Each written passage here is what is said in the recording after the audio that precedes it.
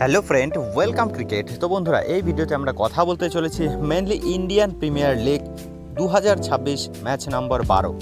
হ্যাঁ, যেটি কলকাতায় অনুষ্ঠিত হচ্ছে আজ ঠিক সন্ধ্যা 7টায় তার টস, যেখানে মুখোমুখি হবে কলকাতা নাইট রাইডার্স এবং গতবারের রানার্স দল পাঞ্জাব কিংস। যে পাঞ্জাব কিংসের অধিনায়ক শ্রেয়স আয়ার কিন্তু একসময় কলকাতা দলকে নেতৃত্ব দিয়েছিল, সেই শ্রেয়স আয়ার কিন্তু এবার কলকাতার বিপক্ষে কলকাতার মাটিতেই ম্যাচে মুখোমুখি হচ্ছে কলকাতা নাইট রাইডার্সের বিরুদ্ধে। তো সেই ম্যাচে কেমন হতে পারে কলকাতার প্ল্যান, কেননা ইতিমধ্যে কলকাতার দল কিন্তু বিভিন্ন সমস্যার সম্মুখীন হয়েছে। তাদের প্লেয়ারদের অফ ফর্ম, প্লেয়ারদের চোটগ্রস্ত এবং ট্যাকটিক্যালি তোমার কোচিং এবং দলের ক্যাপ্টেনের কিন্তু একটা খারাপ প্রভাব, সেটি কিন্তু আমরা ম্যাচের মধ্যে দেখতে পেয়েছি এবং সেখান থেকে রিকভার করার কিন্তু যথেষ্ট চেষ্টা করবে কলকাতা নাইট রাইডার্স। সেদিকে নজর থাকবে তাদের দলে কোন কোন চেঞ্জগুলো অবশ্যম্ভাবী হওয়ার একটা প্রবল চান্স রয়েছে। তো আমরা যদি ফার্স্ট কলকাতা নাইট রাইডার্সের কথা বলি, কেননা যথারীতি কিন্তু ভালো ভরাডুবি অবস্থায় কলকাতা নাইট রাইডার্স রয়েছে, কেননা Punjab Kings back to back দুটো ম্যাচ জিতেছে, যার ফলে কিন্তু তাদের কাছে প্রেশার অতটা নেই। তারা চাবে যে কেকেআরকে হারিয়ে তারা জয়ের হ্যাটট্রিকটা করতে। তো অপরপক্ষে কলকাতা নাইট রাইডার্স কিন্তু হ্যাটট্রিক হারের মান বাঁচানোর একটা চরম প্রচেষ্টা করবে এই ম্যাচে। তো কলকাতা নাইট রাইডার্সের 4জন বিদেশি খেলোয়াড় নিয়ে কিন্তু যথারীতি একটা ভালো সমস্যায় রয়েছে, কেননা তোমরা যদি দেখো ফিন অ্যালেন ছাড়া বাকি সবাই ব্যর্থ হয়েছে বারবার। অপরদিকে গত ম্যাচে কিন্তু মুজারবানি 4-4টে উইকেট তুলে নিয়েছে ইডেনের মাটিতে। সো সেক্ষেত্রে মুজারবানি যে প্লেইং 11-এ একদম আজকে খেলবে সেটি নিশ্চিতভাবে বলাই যায়।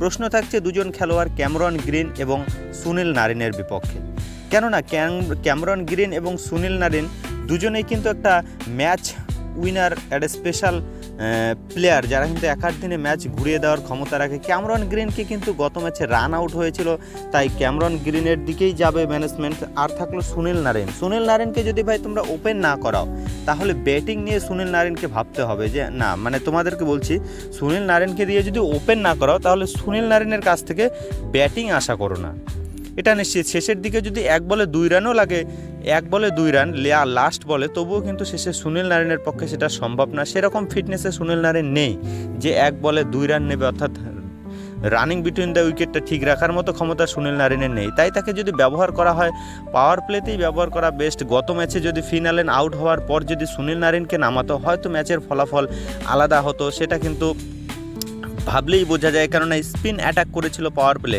অভিষেক শর্মাকে দিয়ে বল করিয়েছিল। সো সেক্ষেত্রে তারা কিন্তু চাইলে সুনীল নারিনকে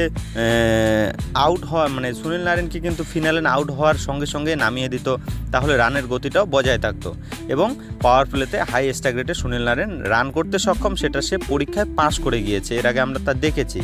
তো সেক্ষেত্রে সুনীল নারিনকে যদি কেকেআর ম্যানেজমেন্ট উপরের দিকে না নামায়, তাহলে কিন্তু সুনীল নারিনের বিপক্ষে রাচিন রবীন্দ্রকে দিয়ে বল করানো যেতে পারে এবং ব্যাট করানো যেতে পারে, কেননা ওয়ার্ল্ড কাপের শেষ 2-3টে ম্যাচ রাচিন রবীন্দ্র ভালো বোলিং করেছে। তোমরা যারা ক্রিকেট ফলো করো তোমরা নিশ্চয়ই জানো। অপরদিকে রাচিন রবীন্দ্র কিন্তু একজন ভালো ব্যাটারও বটে। সো সেক্ষেত্রে রাচিন রবীন্দ্র কিন্তু একটা অপশান হতে পারে নারিনের বিকল্প হিসাবে, বা কেকেআর ম্যানেজমেন্ট চাইলে নারিনের উপর ভরসা করতেও পারে। একজন বিগ ম্যাচ উইনার এবং কেকেআর টিমে এখনও পর্যন্ত সবচেয়ে পুরনো প্লেয়ার কিন্তু আজিঙ্কা রাহানে। তো যাই হোক, কেকেআর কিন্তু এই পরিবর্তনগুলোর দিকে চাইলে যেতে পারে। অপরদিকে আমরা যদি পাঞ্জাব কিংসের কথা বলি, সেখানে স্পেশালিস্ট কিন্তু ফাস্ট বোলারের ব্যাপক প্রভাব রয়েছে এই টিমে, কেননা মার্কো জনসন, তারপরে অর্শদীপ সিং, তারা নিজের দিনে যে ম্যাচ একই দমে ঘুরিয়ে দিতে পারে সেটা নিশ্চিতভাবে বলাই যায়। ব্যাট এবং বল উভয়ে কিন্তু দিকে মার্কো জনসন ধীরে ধীরে একজন প্রপার অলরাউন্ডার হয়ে উঠেছে, সেটি তোমরা সকলেই জানো। অপরদিকে যুজবেন্দ্র চাহেলের মতো বুদ্ধিদীপ্ত বোলিং, যে স্পিন বল কিন্তু ইতিমধ্যে রীতিমতো ভুগছে কলকাতা নাইট রাইডার্স স্পিনের বিপক্ষে। সো সেক্ষেত্রে চাইলে কিন্তু তারা সেই স্পিন দিয়ে কলকাতা নাইট রাইডার্সকে বধ করতে পারে। অপরদিকে কেকেআর যদি স্পিন ফেভার একজন প্লেয়ারকে, তেজশ্রী ধাইয়ের মতো খেলোয়াড়কে যদি নামিয়ে দেয়, তাহলে চমক হওয়ার মতো কিছু থাকবে না, কেননা আঙ্কুরিশ রঘুবংশী, আজিঙ্কা রাহানে, এরা যদি সবাই স্পিনকে স্ট্রাগল করে, তাহলে ভাই পাওয়ার প্লের পর সেই রান তোলার মতো ক্ষমতাকারী ব্যাটসম্যান কে হবে? সো সেক্ষেত্রে তেজশ্রী ধাইয়ার দিকে কিন্তু এগোতে পারে কলকাতা নাইট রাইডার্স। তো অপরদিকে রিকি পন্টিং এবং অভিষেক নায়ারের হেড টু হেড যে ট্যাকটিক্যালি মস্তিষ্কের যুদ্ধ সেটি কিন্তু আজ তোমরা দেখতে পাচ্ছ। তো তোমাদের কি মনে হয় শ্রেয়স আয়ারের নেতৃত্বে পাঞ্জাব জয়ের হ্যাটট্রিক করতে পারবে, নাকি হারের মান বাঁচানোর জন্য আজিঙ্কা রাহানের লাস্ট একটা অপশন এই ম্যাচ? সেদিকে অবশ্যই নজর থাকছে Indian Premier League 2026 match number 12-তে। তো এই ভিডিওটা এ পর্যন্ত, সবাই ভালো থাকবে, বাই বাই।